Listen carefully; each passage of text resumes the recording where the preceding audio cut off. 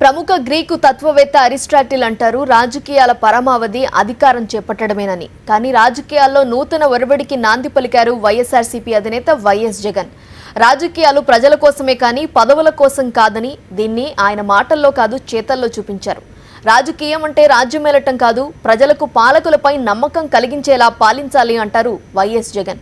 పాలకపక్ష నేతలు ఏపీలో ఫిరాయింపులను ప్రోత్సహించి ప్రజాస్వామ్యాన్ని కూనీ చేస్తుంటే ప్రతిపక్ష నేత జగన్ మాత్రం ప్రజాస్వామ్యంపై ప్రజలకు నమ్మకం కలిగేలా అడుగులు వేస్తున్నారు. జనం కోసం జగన్ ఎత్తిన జెండా వైఎస్ఆర్, జనం కోరిన జగన్ ఇచ్చిన ఎజెండా వైఎస్ఆర్. కదలిరా కలసిరా ఉరికిరా, కదలిరా కలసిరా ఉరికిరా. వైఎస్ఆర్ కాంగ్రెస్ పార్టీ విలువలు విశ్వసనీయత మీద నిలబడింది. నమ్మకాలే పునాదులుగా ముందడుగు వేస్తోంది. లౌకిక లక్షణం వైఎస్ఆర్సీపీకి బలం. ప్రజల ఆశీర్వాదమే అండగా ప్రజా సమస్యల ఎజెండాగా దూసుకువెళుతున్నారు ఆ పార్టీ అధినేత జగన్. పార్టీ పుట్టిన రోజున ఏం మాట్లాడారో ఈ రోజున కూడా అదే మాట్లాడుతున్నారు. అధికారం కోసం అలివికాని హామీలు ఇవ్వటం లేదు, అధికారం కోసం అబద్ధాలు ఆడటం లేదు, ఓట్ల కోసం ప్రజలను మోసం చేయడం లేదు. ఉన్నది ఉన్నట్లు మాట్లాడుతున్నారు. రాజకీయం అంటే ప్రజలకు సేవ చేయడమేనని మనస్ఫూర్తిగా నమ్మిన నాయకుడు జగన్. న్యాయం ధర్మం కోసం పోరాడే నేతగా జగన్ ప్రజల హృదయాల్లో నిలిచిపోతున్నారు. సంవత్సరంలో జరగబోయే కురుక్షేత్ర యుద్ధానికి నంద్యాల నాంది పలుకుతుంది అని చెప్పి మాత్రం మీ అందరికీ కూడా గట్టిగా విన్నవిస్తా ఉన్నా. ఈ ఎన్నికలు న్యాయానికి అన్యాయానికి మధ్య జరుగుతా ఉన్న పోరాటం, ధర్మానికి అధర్మానికి మధ్య జరుగుతా ఉన్న యుద్ధం. ఈ ఎన్నికల్లో ఇవాళ ధర్మానికి అధర్మానికి మధ్య వ్యత్యాసం నేను చూపుతున్నా. నా దగ్గరికి వచ్చినప్పుడు శిల్పా చక్రపాణి రెడ్డి అన్న నా దగ్గరికి వచ్చాడు.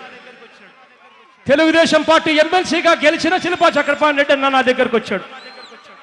నా దగ్గరకు వచ్చినప్పుడు నేను చక్రపాణి అన్నకు ఒకటే మాట చెప్పా, అన్నా చంద్రబాబు నాయుడు గారి మాదిరి నేను రాజకీయాలు చేయలేను. వైఎస్ఆర్ కాంగ్రెస్ పార్టీలోకి వచ్చేసరికి న్యాయం ధర్మం అన్న రెండు కాళ్ళ మీద నిలబడాలి. చంద్రబాబు నాయుడు గారి ద్వారా వచ్చిన పదవిని రాజీనామా చేసి చంద్రబాబు నాయుడు గారు మొహాన కొట్టన్నా అన్న. నల్లకాలువ సాక్షిగా మాట ఇచ్చిన రోజులవి. కాంగ్రెస్ అధిష్టానం కక్ష సాధింపు చర్యలకు పాల్పడుతున్న రోజులు. ఇచ్చిన మాట కోసం ఓదార్పు యాత్ర చేయాల్సిందే అన్నారు జగన్. కాదు కుదరదు అంటూ అడ్డుపడింది 10 జనపద్. ఇచ్చిన మాట కోసం కొండనే ఢీకొట్టాడు రాజన్న బిడ్డ. ఆ రోజున సోనియా గాంధీని ఢీకొట్టడం అంటే మామూలు విషయం కాదు. అయినా నల్లకాలువ సాక్షిగా ఇచ్చిన మాట కోసం జగన్ కాంగ్రెస్ పార్టీని వదిలేశారు. కాంగ్రెస్ పార్టీని వదిలేస్తే ముందున్నది ముళ్లబాటేనని తెలుసు. అయినా ఆ బాటలోనే నడవడానికి సిద్ధమయ్యారు జగన్. పార్టీ శ్రేణులకు ధైర్యం చెబుతూ ముందుకు నడిపించారు. ఆ రోజు నుంచి నంద్యాల సభ దాకా జగన్ మాట ఒక్కటే, రాజకీయాలు ప్రజల కోసమేనని. సీఎంగా చంద్రబాబు ప్రజలను భయపెట్టడంపై నంద్యాలలో జగన్ మండిపడ్డారు. అందుకే చంద్రబాబు నాయుడు గారు కళ్ళు పెద్ద చేస్తాడు, చేసి ప్రజల మీద పిచ్చి కోపం చూపిస్తాడు. చూపిస్తూ చంద్రబాబు నాయుడు గారు అంటారు, నా పెన్షన్లు తింటున్నారు, నేనిచ్చే రేషన్ తీసుకుంటున్నారు, మేము వేసిన రోడ్లపై తిరుగుతున్నారు, మేము వేసిన దీపాల కింద వీధి దీపాల కింద నడుస్తూ ఉన్నారు, నాకు ఓటు వేయకపోతే ఎలా, లేదంటే పెన్షన్లు రేషన్లు తీసుకోవద్దు, నాకు వ్యతిరేకంగా ఉన్న గ్రామాలను పక్కన పెట్టవలసి వస్తుంది అని ముఖ్యమంత్రి స్థాయిలో ఉన్న వ్యక్తి ప్రజలను హెచ్చరిస్తా ఉన్నాడు. నిజంగా చంద్రబాబు నాయుడు గారిని ఒక్కటి చెప్పాలి, ఇక్కడ నీ అత్తగారి సొత్తేమైనా ఇస్తా ఉన్నావా చంద్రబాబు నాయుడు గారు అని అడుగుతా ఉన్నా.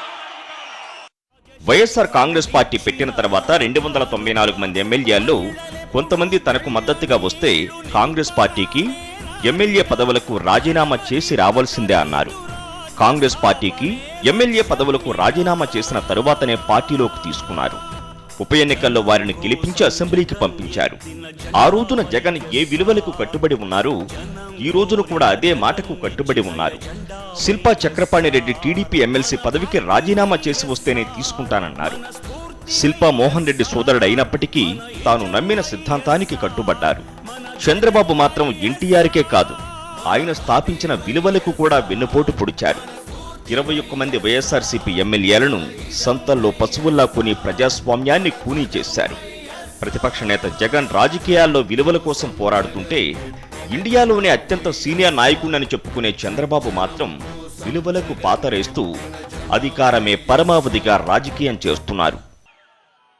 చంద్రబాబు నాయుడు గారి నైజం గురించి 3.5 సంవత్సరాలుగా మైనారిటీలకు వెన్నుపోటు పొడుస్తాడు. కానీ ఎన్నికలు వచ్చేసరికి మైనారిటీల మీద విపరీతమైన కపట ప్రేమ చూపిస్తాడు. ఇది బాబు గారి నైజం. 3.5 సంవత్సరాలుగా రుణమాఫీ చేయకుండా రైతులకు వెన్నుపోటు పొడుస్తాడు.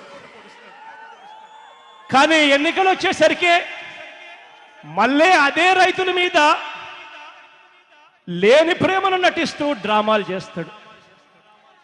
ఇది బాబు గారి నైజం. 3.5 సంవత్సరాలుగా పొదుపు సంఘాల అక్క చెల్లెమ్మల రుణాలను మాఫీ చేయకుండా ఆ అక్క చెల్లెమ్మలను వెన్నుపోటు పొడుస్తాడు. కానీ ఎన్నికలు వచ్చేసరికి అక్క చెల్లెమ్మలను మోసం చేయడానికి మరో వంచనతో మరో స్కీమ్తో రెడీగా ఉంటాడు చంద్రబాబు నాయుడు గారు.